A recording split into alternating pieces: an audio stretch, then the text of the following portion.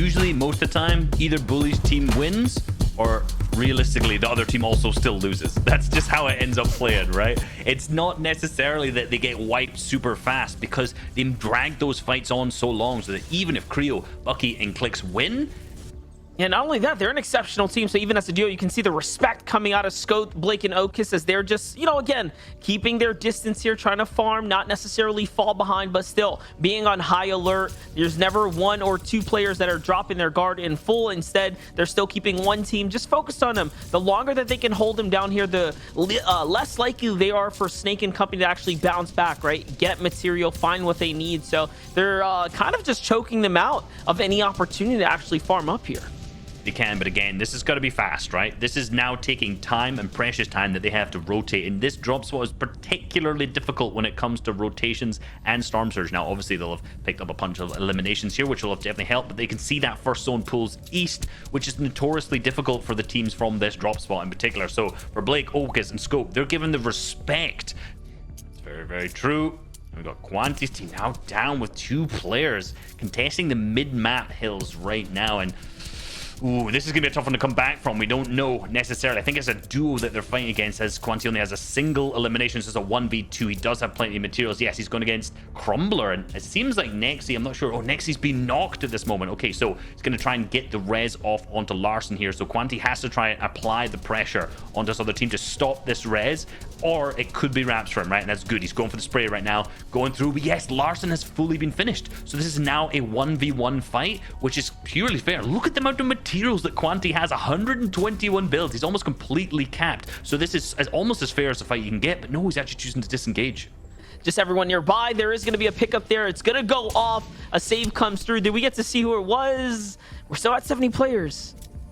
Ooh, that's close. That is close. I did see in the background there, I saw the blue light of the reboot van flying through. So deep over, we may have seen day. It should be day, unless another team has managed to do it. But we saw them going for it at that point. So they should be up. For Saf, along with Stretch and Canada, they now have a max distance east zone. This is such a tough zone.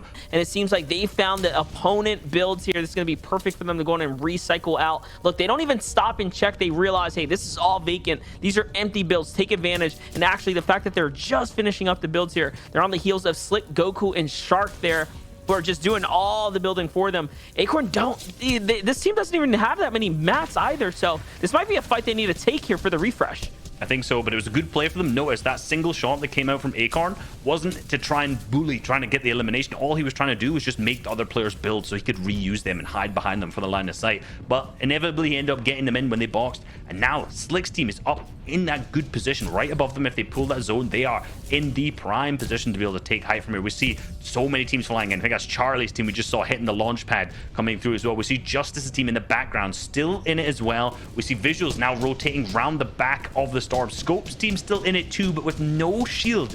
0 shield all the way in the entire team. No heals. That is not the spot you want to be in for them. We're just looking for Reverse 2K, Miro and Day. Where are they? Did they survive? How have they managed to fare up and kind of bounce back here if it was possible? Pam, Carrie, and Fatch still alive. That's a team that was contested out the gate too. If I'm not mistaken, what was it? Retail Row or... Oh, no. Actually, I think they were down in Craggy, down in Misty Meadows, splitting the drop somewhere around there too. So they qualified through Misty. However, they've moved to retail, and it was going to be contested by Creo's team, but Creo's team is actually now gone back to the original spot. And look, firstly, I think we just saw Scented being picked up by Jades. I think that's a snipe, but look who's back. Day is back in it. Mirror in reverse, looking healthy as well. Plenty of materials, but yet again, below the Storm Surge. So this could be a repeat of the third zone as well, where we're seeing one being picked up right here. But no, it seems like Miro's going to go up for the tags as that Storm Surge is yet again kicking in, and Miro's going for the box. He hits a big 80 damage and actually gets the elimination for that too. So they are now still, it seems like a below, but no, 94 above. 2 more players need to go down. It seems like a team below them has been picked up, unless that's just a late tag onto them. So they seem to have made it into the end game, and they've got the refresh from the bunch of eliminations they have. Now, however, they have to make it to the full west side of the map, given that 5th zone is pulled far. And the only time you see teams opening up boxes like that is when the surge is active. Like, they are desperate to also find tags. So Miro taking full advantage of that team before they also were able to bounce back is beautiful. Allows them to stay in the game right now. And again, those materials that they find there are going to go a long way here too. Day, Reverse 2K, and Miro now position themselves up at 3 eliminations here in the mid game, or honestly in the end game. This is it. Here comes the moving zone soon, and they have enough mats to maintain. Not only that, power shotguns in the inventory. Are we going to see Miro, Day, Reverse 2K break away, rip away with the lead here? But no, Reverse 2K is going to fall here. This is going to be a close save now, as Day has to step up here for the save, but luckily the defense is going to work out. That's to the hands of Agers, Degen, and Skittles there, and blood in the water, but they don't pounce on it, so it's going to work out. On high ground though, Saf, Kanata, and Stretch are stepping up to the plate. If there was one single team who was going to do it in game number 1, Stretch, Saf, and Kanata were going to be the team to do it. They mainly have to watch out for Degen's team, who we know is directly beneath them as well, and that next zone pulls fully south, so every single team is going to go over water here. So for Kanata's team, this is really tough, because they have no builds that they can connect over to and establish over. So any team who gets over there early has the ability to claim that high ground at the max zone. So for them, you're seeing Kanata already start to build up as high as he can to stop himself getting launch padded on. Then they're going to have a real tough time trying to make sure they get all the way across to that opposing height and maintain it throughout the entire moving zones, in particular when Kanata has 0 metal. Yeah, look at this. He's committing, continue to commit. I'm not sure how I feel about this. That's a lot of mats, guys. And he's gone all the way up here to keep the full eyes on the sky. It's going to work out, though, as Miro comes up on the launch pad. Reverse 2K gets beamed there as well. Day loses all shield. They might have just gotten completely zapped out the sky here before they can even touch down. It's going to make it very worse for Weirs there, as now Stretch and Saf also just continue to skate across here. Very high up here, guys. That's so they cannot get landed on. Down low, though, more pressure for teams like Booga, Nosh, and Avery here, trying to crank his way through. 21 damage above. They're still in the game here. Miro, Reverse 2K, and Day are going to fall officially within the top 15. That's okay, though. There's still plenty of placement there. It's not completely a bad game or a throwaway, but this is where the big points are going to start coming through here, Reese. Yeah, so where the big placement starts to come through, see Booga, Nosh, and Avery trying to do what they can, weaving their way through those old builds. Only wood left on their mat, so they're gonna have to start going for some sort of refresh at this moment, as we see Avery trying to lead the charge there, and they've managed to make themselves safely into this zone, but still up on high ground. Stretch, Saf, and Kanata are still managing to maintain it all the way through. The contestant players for height skills are way lower than they usually are at this game, so there doesn't seem to be anyone at this moment who can contest Stretch's team up on the height. But the materials are starting to run thin, and the 3 eliminations that they have may need to start being increased. If anyone looks up and sees that Stretch is on height just in wood, this could be a full spray out for them.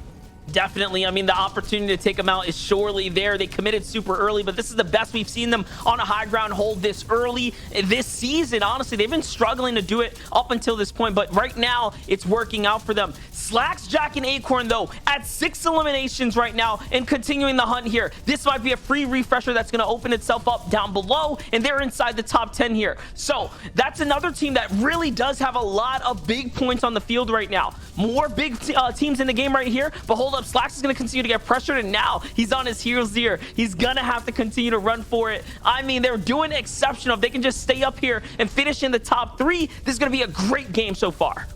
True. We see Goku's team going down on low ground. Saf actually now picked up by users. However, he has traded and picked up just at the same time, as we see Fishy popping off with another 2 eliminations down on the low ground too for Slacks. He drops all the way down, tries to what he can, but still on the high ground. Stretch and Kanata have maintained it. They are applying consistent spray to the players down below, but a full trio still on low ground. Jack, Acorn, and Slacks with their tons of eliminations, plenty of materials to keep them moving, and the potential medkit play going into the final moving. This could be their game to win, as they are the only full trio. But on high ground, Aspect picks up Stretch. And Aspect's on fire right now. He's managed to continue to find Elim after Elim. Fishy comes on up to back him up here, and they're sitting heavy at 7 eliminations here, and they officially break into top 3. That is the prestigious sweet spot you want to be in. Now a top 2 finish here. Nothing can go wrong for them, right? Wrong. Down on low ground, very healthy. Acorn, Jack, and Slacks are down there, and guess what? They have a win condition. They have a med kit, and they have the chug cannon here, Reese. I mean, this is their game to take home now. All they have to do is continue the firepower power. Slax is gonna do it. That's a huge shot there. Off to the zone he goes, and he's got eyes on the final opponent here, who's inside the zone, and there it is. Down goes Aspect and Fishy in the final moments, but what a great job by Slax, Acorn, and Jack there. Is proof in the pudding. We can see here as well that right at the top of the table, Slax, Acorn, and Jack go to the top with 10 eliminations, double digits off the bat, with a 30 points makes a 50-point beginning to the FNCS finals. In this particular. We saw Colazo, Lazar, and Trashy also up there. I believe it was like top 7, right? So both of those trios are laning at Corny Complex, and they are contesting each other, but I'm assuming that they went ahead